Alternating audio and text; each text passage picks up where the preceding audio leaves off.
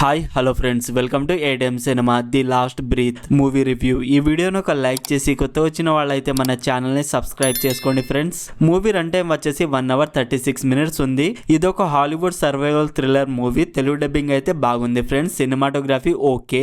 మూవీలో స్టోరీ అయితే అంతగా ఏం లేదు, సింపుల్ స్టోరీనే. అండర్ వాటర్ సీన్స్ అయితే అంతగా వర్క్ అవ్వలేదు ఫ్రెండ్స్.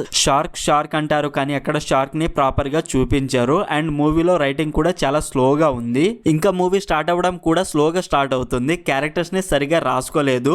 అనవసరమైన కన్వర్షన్ చాలా ఉంటాయి. వాటికి మూవీ స్టోరీకి సంబంధమే ఉండదు. బేసిక్ స్టోరీ లైన్ ఏంటంటే నోవా అండ్ తన ఫ్రెండ్స్ కలిసి అండర్ వాటర్ కి వెళతారు. తర్వాత ఏం జరిగింది అనేది basic story line. Routine story line. Screen play కూడా చాలా స్లోగా ఉంది. మూవీ స్టార్టింగ్ ఓకే, తర్వాత స్లో అండ్ బోరింగ్ గా ఉంది. ఈ మూవీని ఫ్యామిలీతో చూడొచ్చు అంటే ఒక కిస్ సీన్ ఉంది, అది స్కిప్ చేస్తే మిగతాదంతా చూడొచ్చు. No adult scenes.